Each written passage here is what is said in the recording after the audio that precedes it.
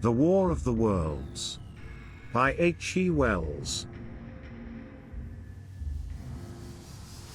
Part 2.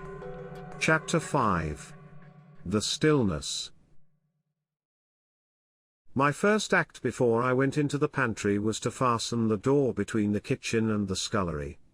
But the pantry was empty, every scrap of food had gone. Apparently, the Martian had taken it all on the previous day. At that discovery I despaired for the first time. I took no food, or no drink either, on the 11th or the 12th day. At first my mouth and throat were parched, and my strength ebbed sensibly. I sat about in the darkness of the scullery, in a state of despondent wretchedness. My mind ran on eating.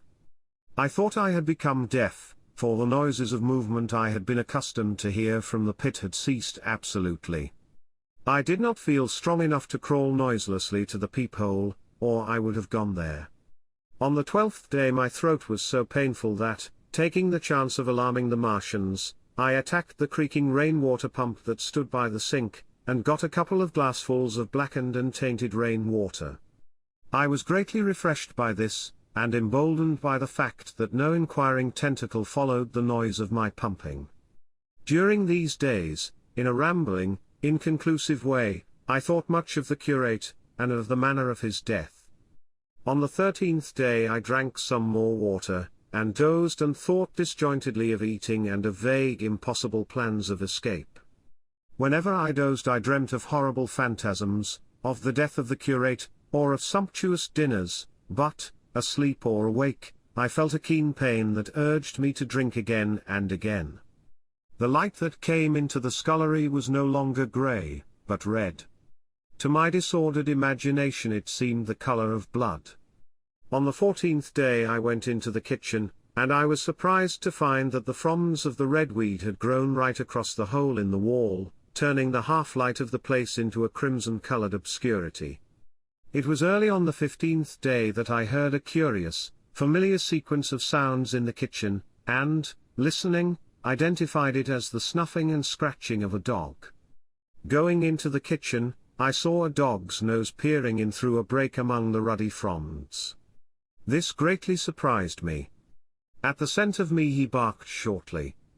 I thought if I could induce him to come into the place quietly I should be able, perhaps, to kill and eat him, and in any case, it would be advisable to kill him, lest his actions attracted the attention of the Martians. I crept forward, saying "Good dog," very softly, but he suddenly withdrew his head and disappeared. I listened. I was not deaf, but certainly the pit was still. I heard a sound like the flutter of a bird's wings, and a horse croaking, but that was all. For a long while I lay close to the peephole, but not daring to move aside the red plants that obscured it. Once or twice I heard a faint pitter-patter like the feet of the dog going hither and thither on the sand far below me, and there were more bird-like sounds, but that was all. At length, encouraged by the silence, I looked out. Except in the corner, where a multitude of crows hopped and fought over the skeletons of the dead the Martians had consumed, there was not a living thing in the pit. I stared about me, scarcely believing my eyes. All the machinery had gone. Save for the big mound of greyish-blue powder in one corner, certain bars of aluminium in another, the blackbirds, and the skeletons of the killed, the place was merely an empty circular pit in the sand. Slowly I thrust myself out through the redweed, and stood upon the mound of rubble. I could see in any direction save behind me, to the north, and neither Martians nor sign of Martians were to be seen. The pit dropped sheerly from my feet, but a little way along the rubbish afforded a practicable slope to the summit of the ruins. My chance of escape had come. I began to tremble. I hesitated for some time, and then, in a gust of desperate resolution, and with a heart that throbbed violently, I scrambled to the top of the mound in which I had been buried so long. I looked about again. To the northward, too, no Martian was visible. When I had last seen this part of Sheen in the daylight it had been a straggling street of comfortable white and red houses, interspersed with abundant shady trees.